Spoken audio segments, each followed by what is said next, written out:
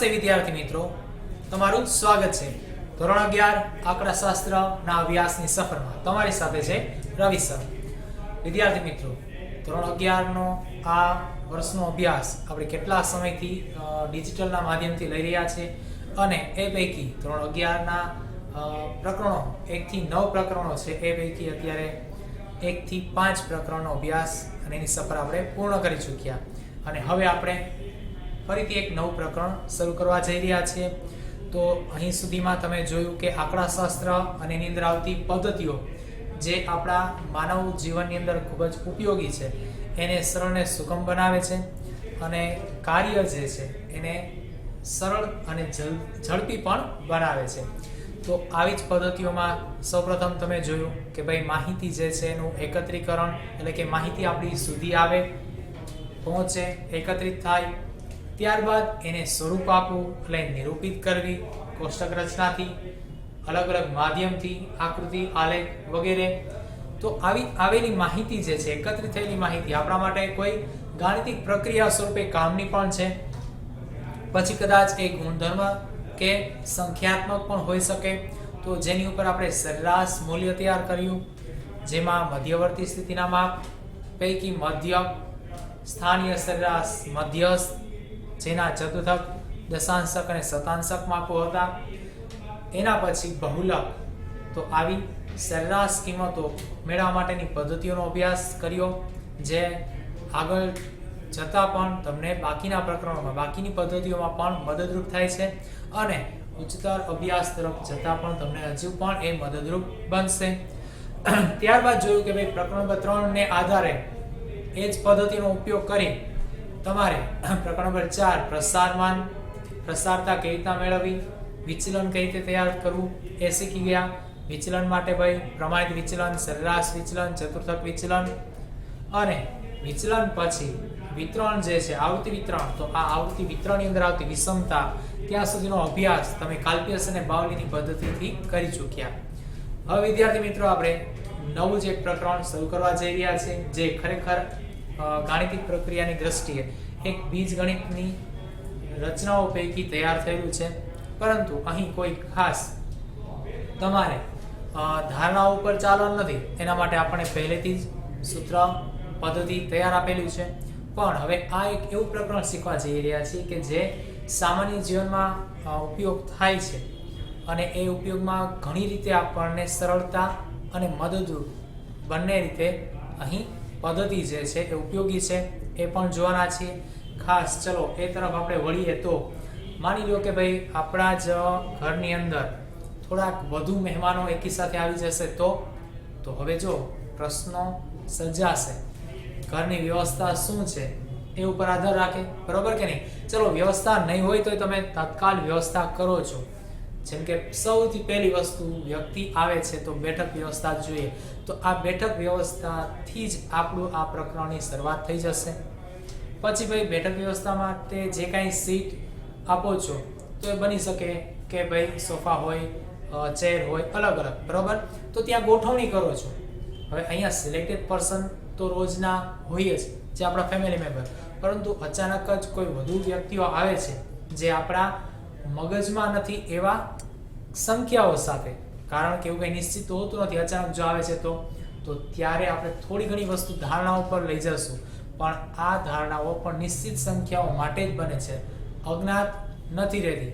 એટલા માટે આપણે પૂર્ણ બીજગણિત ઉપર આધારિત છે એવું કહેશું નહીં, પરંતુ અહીં સૂત્ર જે તૈયાર થાય છે એ બીજગણિતથી હોય છે. ચલો હવે આગળ અહીં જે ગોઠવણી કરો છો એ ગોઠવણી તો ભાઈ નિશ્ચિત સંખ્યાઓમાં જ થવાની છે. ત્યારબાદ હવે આગળ ચલો એ આવનારા મહેમાનો જે છે એને તમે કોઈ પણ વસ્તુ સર્વ કરશો. સૌથી પહેલા તો આપણે ઓફર કરીએ ભાઈ તો કે પાણીની છે, ઠંડા પીણાની છે, બરોબર કે નહીં? તો અહીંયા પણ તમારે અરેન્જમેન્ટ કરવું પડશે. બની શકે કપ, ગ્લાસ વગેરે. તો અહીંયા વસ્તુ જે છે એની સંખ્યા અને વ્યક્તિ છે એની સંખ્યા, તો એની સાથે ગોઠવણી આવશે. પછી જો બીજો ઓપ્શન આવ્યો કે ભાઈ મહેમાનોને આપણે શું કરીએ છીએ, પસંદગી આપીએ છીએ. કઈ પસંદગી? તમે શું પસંદ કરશો, બરોબર, જે તમે આપવા ઈચ્છો છો એ પૈકી. તો ચલો અહીંયા એક ગણિત છુપાયેલું છે, એ ગણિતને આપણે અત્યારે આ પ્રકરણથી કેટલું સરળ બને છે એ શીખવા જઈ રહ્યા છે. પણ એક વસ્તુ, આપણી સામે બનતી ઘટનાઓ એ એકદમ નાના અંકમાં, નાના ગાણિતિક પ્રક્રિયાઓથી થતી હોય છે, તો એને ક્યારેય આપણે ઊંડાણપૂર્વક જોતા નથી. પરંતુ શું તમે વિચારો તો, હવે જે ઘટનાઓ આપું છું એ બનતી ઘટનામાં કોઈ વ્યવસ્થાઓ મોટા પાયે કરવી પડતી હશે. શરૂઆત કરીએ તમારા સ્કૂલથી. ચલો, શાળામાં તમે બધા વિદ્યાર્થીઓ એકી સાથે જ્યારે આવો છો તો બેઠક વ્યવસ્થા, શું વ્યવસ્થાપન કરવું પડતું હોય છે? હા કે ના? અને આગળ ચલો, રિસેસ સમય, રમતનું મેદાન વગેરે સમય દરમિયાન વિદ્યાર્થીઓ જે છે પોતાની સીટ પર ગોઠવાય છે, તો વ્યવસ્થાપનની આવશ્યકતા છે કે નહીં?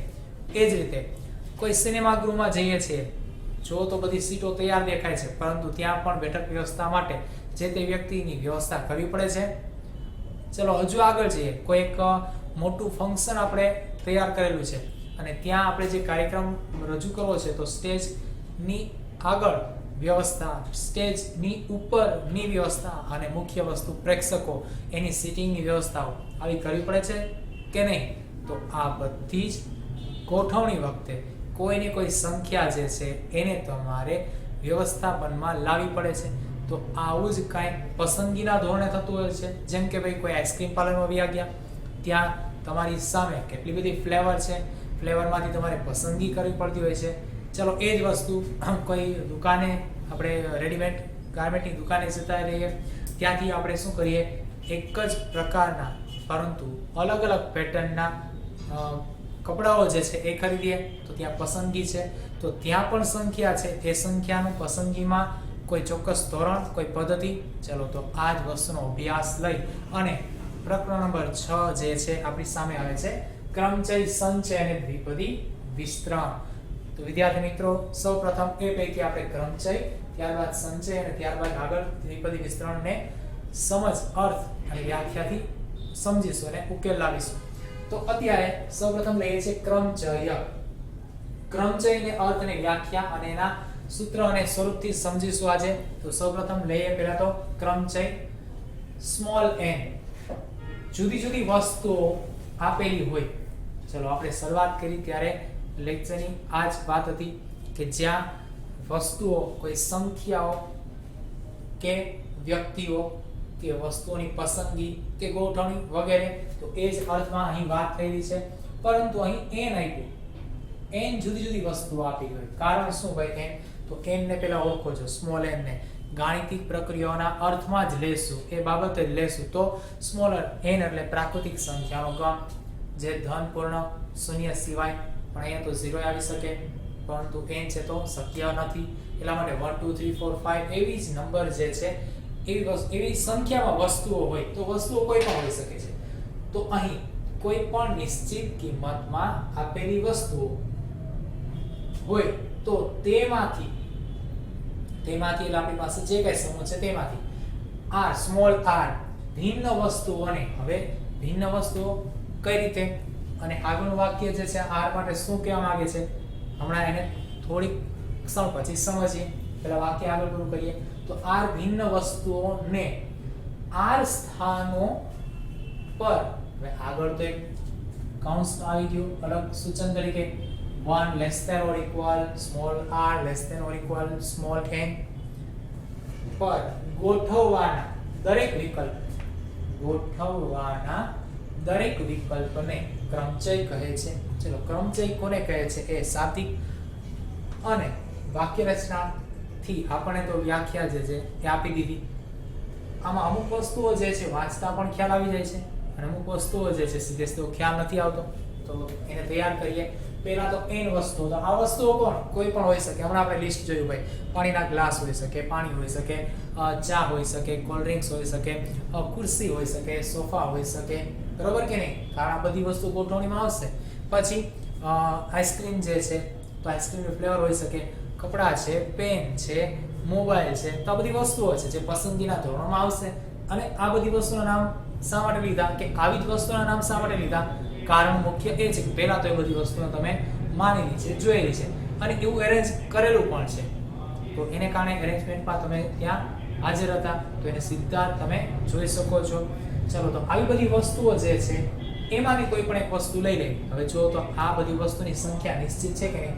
મોબાઈલ લેશો, શું તમે 10-15 હજાર મોબાઈલ લેવા જવાના છો?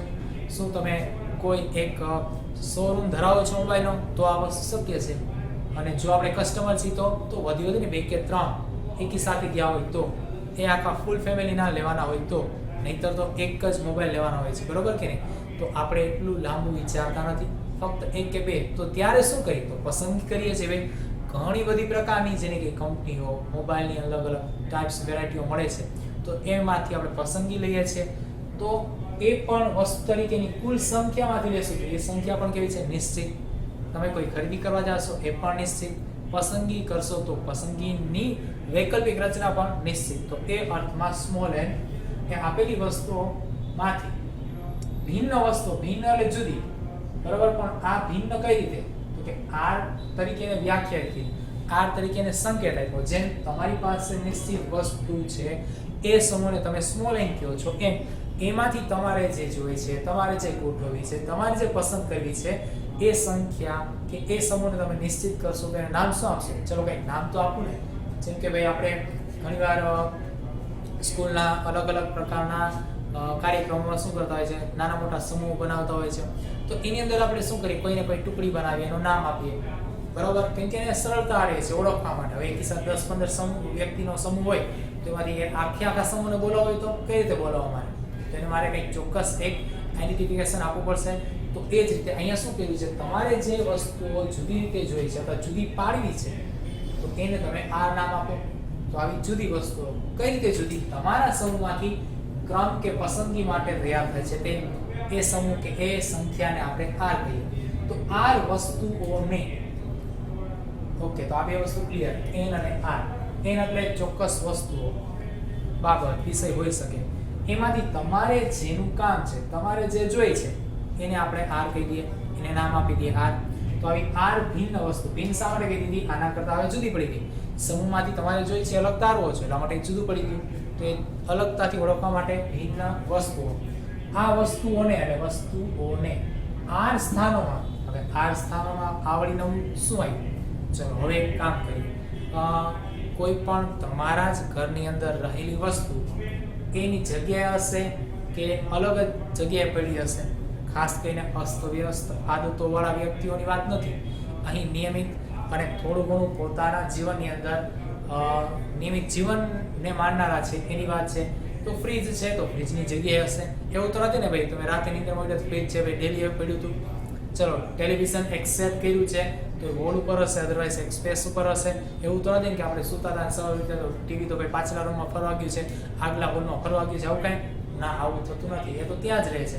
તો આપણે એને જો નામથી બોલાવીશું કે ભાઈ ટીવી સ્ટેન્ડ અથવા તો ટીવીનું સ્થાન, બરોબર? પછી તો કે ભાઈ કોઈ વસ્તુ માંગે તો ક્યાં પડી છે? આપણા ઘરમાં કહેતા હશે ભાઈ પાણી હારે, ટેલિવિઝનની પાસે, શોકેસમાં, અધરવાઇઝ ટેબલ પર, અધરવાઇઝ એવું કહેશું ફ્રીજ પર, આવું બોલીએ છીએ. તો સ્થાનનું નામ આપીએ છીએ. તો સ્થાનનું નામ જો તો શેના આધારે આપ્યું? વસ્તુને આધારે.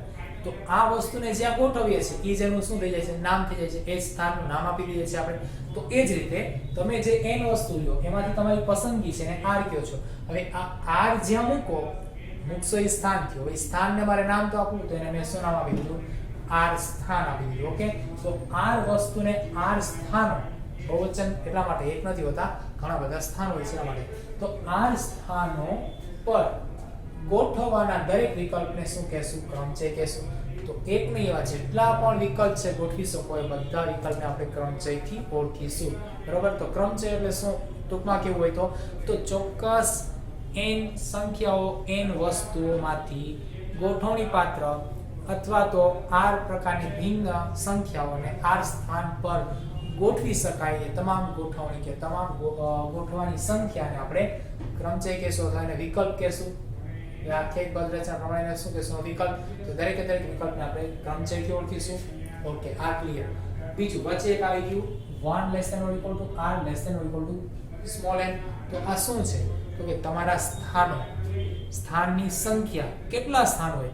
તો ભાઈ કોઈ વસ્તુ મૂકશો તો ઓછામાં ઓછું એક સ્થાન હોય, એકથી ઓછું ન હોય, નહીંતર એ મૂકી ન શકાય. કોઈ વસ્તુ હવામાં કેમ લટકાવે? અહીં કોઈ સાયન્ટિફિકલ તો વસ્તુ છે નહીં, બરોબર? પહેલા વાત થઈ ગઈ કે આપણે એના સૂત્રો જે છે એ ફક્ત બીજગણિત ઉપરથી તૈયાર થઈને આવ્યા છે, એનો આપણે ઉપયોગ કરશે. પણ કામ તો આપણે અંકગણિતનું જ લેવાનું છે. તો અહીં એક સ્થાન તો હોવું જ જોઈએ, એટલે એકથી ઓછું નહીં. તો એક કે તેથી વધુ તમારા r જે છે એની કિંમત કેવડી તો કે n જેવડી, n કે તેથી ઓછી. ચલો આ વાતને એક ઉદાહરણથી લઈ લઈએ. માની લો કે ભાઈ આપણે એક કાર્યક્રમ રાખ્યો છે, એમાં 5 વક્તાઓ આવ્યા છે અને 5 વક્તાઓ પોતાના સમય મુજબ જેને કે પોતાનું એક તૈયાર કરેલું બરોબર છે એક વિષય પરનું વક્તૃત્વ આપણી સામે શું કરશે, રજૂ કરશે. તો એ પોતાનું જે ભાષણ આપે છે, એ પોતાની વાત રજૂ કરે છે, એના માટે સ્ટેજ ઉપર આવશે. તો આ સ્ટેજ જે છે બરોબર ઈ એક જ છે, પણ સ્ટેજ ઉપર આવનારા વ્યક્તિ માટેનું સ્થાન એના વિકલ્પ પર આધારિત થશે. જેમ કે ભાઈ કોઈ એક વ્યક્તિ, એના બીજો વ્યક્તિ, ત્રીજો વ્યક્તિ, ચોથો વ્યક્તિ અને પાંચમો વ્યક્તિ, 5 વ્યક્તિ થઈ ગયા. ચલો તો 5 વક્તા જે છે એમાંથી સ્ટેજ ઉપર એક વ્યક્તિ આવે. તો આ 5 વ્યક્તિ ભાષણ આપવા માટે આવવાના છે ને, આવશે ખરી બરોબર, પણ 5 માંથી કયો વ્યક્તિ આવશે એ નિશ્ચિત કર્યું નથી કર્યું. એને આપણે શું કરવાનું, આપણે નિશ્ચિત કરવાનું છે. ક્યારે? ફંક્શન એરેન્જમેન્ટ કરીએ છીએ ત્યારે. તો એને કારણે આપણે શું કરશી, આ સિલેક્શન કરશી કે કોણ આવશે બરોબર. હવે આવશે ત્યારે સ્થાન, તો ભાઈ આવીને કે સીધા 5 તો શું કરશે, સ્ટેજ ઉપર પોતાના ભાષણ આપવા માટે તૈયાર નહીં થઈ જાય, કે આવી પણ નહીં જાય, 5 એકી સાથે પણ નહીં આવે. તો હવે આ વ્યક્તિને ગોઠવવા પડશે બરોબર. તો આની ગોઠવણી માટે શું કરીએ, તો ભાઈ ચલો 5 ખુરશીઓ આપી. તો આ 5 ખુરશી જે છે એમાં 1 2 3 4 અને 5 આવી કોઈ ખુરશી છે બરોબર, એવું સ્થાન છે. તો જો તો સ્થાન પેલા ગણો કેટલા, તો કે 5. વ્યક્તિઓ કેટલા, તો કે 5. ચલો વ્યક્તિ તો 5 હતા નિશ્ચિત હતા, પણ ખુરશી 5 હશે. હા 5 તો હોવી જોઈએ, 5 થી ઓછી હશે તો આપણે આ વ્યક્તિઓની ગોઠવણી નહીં કરી શકીએ. કદાચ 6 હોય તો ચાલે, 7 હોય તોય ચાલે, 8 9 10 હોય તો પણ ચાલે. એટલે કે આ વ્યક્તિ જેટલા છે એટલી કે એનાથી વધુ ખુરશીઓ હોવી જોઈએ. એટલે એનો મતલબ એવો કે બેસવા માટેના સ્થાન જે વ્યક્તિ છે એટલા કે એનાથી વધુ હોવા જોઈએ. પણ આમાંથી એક ખુરશી ન હોય તો આ વ્યક્તિ ક્યાંય બેસી શકે નહીં, તો સ્થાન 0. તો એ શક્ય છે નહીં. એટલા માટે અહીંયા 1 કે તેથી વધુ તો હોવા જોઈએ. પછી r જેટલા, એટલે ખુદ પોતે જેટલા છે 5 તો ચાલે, વધુ એનો પ્રાકૃતિક સંખ્યા અનંત સુધી. ચલો હવે આ સ્થાનમાં તમારે ગોઠવણી કરવી છે. તો હવે જોજો વિકલ્પો તૈયાર થશે. આપણે કીધું ને વિકલ્પ, તો આ વિકલ્પ કઈ રીતે, પહેલો વ્યક્તિ તમે પહેલી ખુરશી પર બેસાડી શકો, તો કે હા એને હું ગોઠવી શકું છું. બીજા ઉપર પણ, ત્રીજા ઉપર પણ, ચોથા ઉપર પણ અને પાંચમા ઉપર પણ એને હું ગોઠવી શકું છું બરાબર. તો બાકીના જે ખાલી રહેતી હશે એ ખુરશી ઉપર ગોઠવાઈ શકે છે. તો એ જ રીતે હું બીજા વ્યક્તિને પહેલી ખુરશી આપી શકું છું, બીજી, ત્રીજી, ચોથી કે પાંચમી ખુરશી પણ આપી શકું છું. તો એ જ વસ્તુ હું ત્રીજા, ચોથા, પાંચમા વ્યક્તિ માટે કરી શકું છું બરાબર.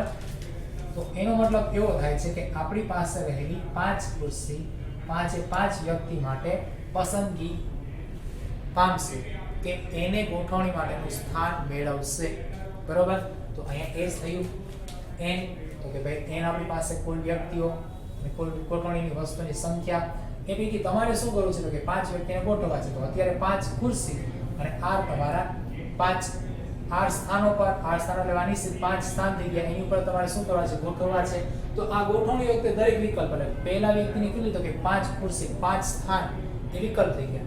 બીજી વ્યક્તિને 5 ખુરશી 5 સ્થાન એ વિકલ્પ થઈ ગયા. તો ત્યાં એની ગોઠવણી, તો દરેકે દરેક માટે શું ભાઈનો ક્રમ છે ભાઈ. પણ હવે આ દ્રશ્યને થોડું જોવો તો કેવું ગૂંચવાડા ભરી લાગે છે. હવે વિચારો કોઈ સિનેમા હોલ છે, કોઈ મોટી એસેમ્બલી છે બરાબર છે, તો ત્યાં 1500, 1200, 1000, 700, 800, 900 આવા વ્યક્તિ હોય અને આટલી ખુરશી હોય, તો હવે કેમ એરેન્જ કરવા?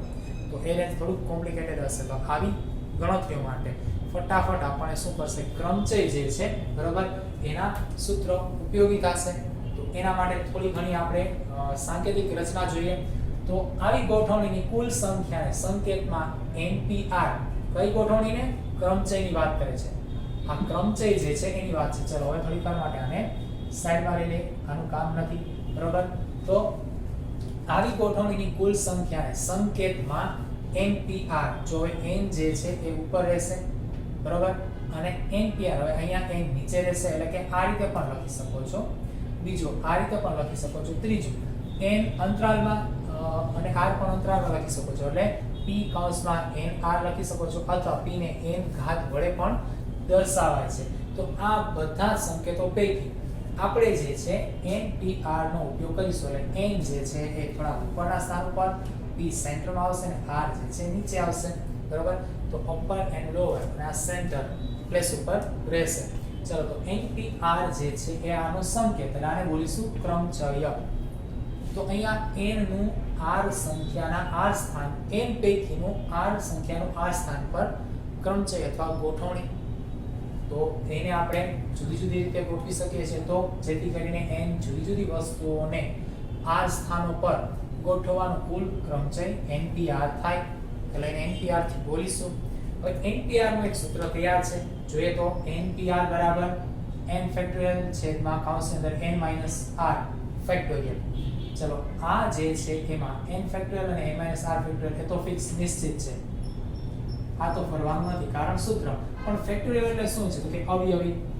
તો એનો મતલબ એવો કે હું n માટે કોઈ કિંમત લઉં, ધારો કે 5, તો 5 ફેક્ટોરિયલ નો મતલબ થશે 5 ગુણ્યા 4 ગુણ્યા 3 ગુણ્યા 2 ગુણ્યા 1 ગુણાકારના સૈદ્ધાંતિક વાત મુજબ જે આગળ અવયવીકરણમાં જોઈ જ ગયા હોય પૂર્વ અભ્યાસમાં. બરોબર? હું માન્યું કે અહીંયા 9 ફેક્ટોરિયલ લઉં તો 9 ગુણ્યા 8 ગુણ્યા 7 ગુણ્યા 6 ગુણ્યા 5 ગુણ્યા 4 ગુણ્યા 1 150 લઉં તો 150 થી 1 સુધી 3 લઉં તો 3 ગુણ્યા 2 ગુણ્યા 1. એ રીતે જ n r. તો n ની સંખ્યા, n ની સંખ્યા અને r ની સંખ્યા એટલે કે એની કિંમત આ સૂત્રમાં મૂકવામાં આવે તો આપણે ક્રમચય કુલ કેટલું થાય છે એ મળી શકશે. હવે માની લો કે આવું રિયલમાં દૈનિક પ્રક્રિયામાં થતું હોય અને વ્યવસાયિક ધોરણે અથવા તો કોઈ સામાજિક પ્રક્રિયામાં અથવા કોઈ પણ વ્યવસ્થામાં ઉપયોગી હોય એવા કઈ ઉદાહરણમાં જઈએ તો ચલો તો આપણી પાસે કદાચ પાર્કિંગ વ્યવસ્થા ખાસ અહીંયા ઉપયોગી હોય. પાર્કિંગ વ્યવસ્થામાં તમે જુઓ છો કદાચ ફ્રી ઓફ ચાર્જ હોય કે ચાર્જેબલ હોય. બરોબર છે? તો અહીંયા એ વ્યવસ્થામાં એને ધ્યાન રાખવું પડશે, ગોઠવવું પડશે. અને આ ગોઠવણી તો એક એક ઘડીએ બદલાતી રહેતી હોય છે. તો સ્થાન તો ફિક્સ છે, આવનારા વાહનો અનિયમિત છે, પણ જેટલા વાહનો આવશે એટલા બધાય સમાશે ના. જેટલા સ્થાન આપેલા હશે અથવા તો તૈયાર થયેલા હશે એટલામાં જ પાર્કિંગ કરી શકીશું. ચલો એક નાનકડું ઉદાહરણ લઈએ. મારી પાસે કદાચ પાર્કિંગના એક વિભાગની અંદર 5 કાર છે, એમાંથી 3 ફિયાટ કાર અને 2 મારુતિ કાર છે. તો હવે આને ગોઠવો તો જો 5 સ્થાન છે, તમારી પાસે કાર 5 છે, પણ કારના પ્રકાર જો, બરોબર, અને કારની સંખ્યા પ્રકાર પ્રમાણે જો તો અલગ અલગ જગ્યાએ અલગ અલગ રીતે અલગ અલગ સંખ્યાથી ગોઠવાઈ શકે છે. તો એની કુલ ગોઠવણી કેટલી? ચલો પાર્કિંગમાં આપણે મારુતિ કાર રાખીએ તો મારુતિ કાર 2 છે, તો 2 કાર સાથે આવે એવું પાર્કિંગ કરો તો કેટલી વાર થઈ શકશે? ફિયાટ કાર સાથે ન આવે એવું પાર્કિંગ કરો તો કેટલી વાર થઈ શકશે? બરોબર કે નહીં? તો જો આ જ વસ્તુ જે છે એ તમને મદદરૂપ થશે. તો એ જ ક્રમચય માટે આપણે આગળ વધીએ તો એવા ચોક્કસ ઉપયોગી પરિણામો પહેલા જોઈ લઈશું. જે પૈકી પહેલું પરિણામ છે np0. ત્યાં r0 હોય એટલે r હોય નહીં તો આપણું પરિણામ થશે 1. કઈ રીતે? તો કે સૂત્રમાં કિંમત મૂકે સૂત્ર મુજબ, એટલે n ફેક્ટોરિયલ છે r ફેક્ટોરિયલ મુજબ n ના સ્થાને n છે પણ r ના સ્થાને 0 છે. તો સાદુરૂપ શું થાય? તો કે n 0 એટલે n ફેક્ટોરિયલ. બંને ઉડી ગયા એટલે એક જ વધ્યા. બરાબર? એવું બીજું પરિણામ તૈયાર છે npn બરાબર n ફેક્ટોરિયલ થાય છે. આ તૈયાર જ છે, એને યાદ રાખીને ઉપયોગ કરી શકો છો. પણ npn નો કહેવાનો મતલબ એવો કે ભાઈ કુલ વસ્તુ સાથે સ્થાન કે એની ગોઠવણી એ બધા જ એકમો કેવા સરખા. આ રહ્યું ઉદાહરણ 5 વ્યક્તિને 5 ખુરશી.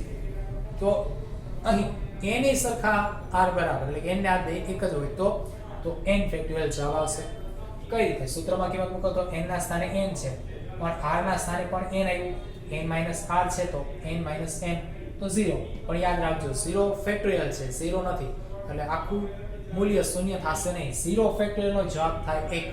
જે લોકોને અલગથી નોટ કરવી કરી શકે. 0 ફેક્ટોરિયલ એટલે કેટલા થશે? 1. તો n ફેક્ટોરિયલ ના છેદમાં 1 એટલે થશે n. હવે આને આપણે જુદું પાડીએ તો આ રીતે થઈ શકે. જો 5 ફેક્ટોરિયલ છે તો 5 4 3 2. તો ખરેખર શું થયું? જો તો 5 એમાંથી કેટલા બાદ થયા? 1, પછી 2, પછી 3, પછી 4. ક્યાં સુધી થશે? n સુધી. પણ 0 થશે નહીં. જો 0 નો આવ્યું. બરોબર? તો n n નહીં થાય. n n થાય તો 0. એટલે એવું થશે નહીં. તો માનો કે n છે તો હું n પછી n 1 n 2 n 3 આ રીતે આગળ લઈ જઈ શકું છું.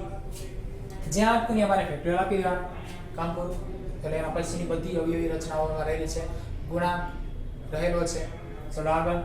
હવે np1 હોય તો જવાબ n આવે. કઈ રીતે? સૂત્રમાં કિંમત મૂકીએ તો n ના સ્થાને n, r ના સ્થાને 1, n - 1. ચલો એનું તો મૂલ્ય આપણને મળશે નહીં કારણ કે n અજ્ઞાત છે, તો એને એમને રહેવા દઈએ. પણ હમણાં જોઈએ n ફેક્ટોરિયલ એટલે શું? તો કે n ફેક્ટોરિયલ એટલે n, n-1, n-2, n-3 આગળ સુધી કિંમતો ચાલશે. તો હવે અહીંયા આપણે n ગુણ્યા n-1 લખી શકીએ અને હું ત્યાં ફેક્ટોરિયલ થી એને અટકાવી દઉં, કારણ નીચે જો ફેક્ટોરિયલ સુધીની સંખ્યાઓ છે.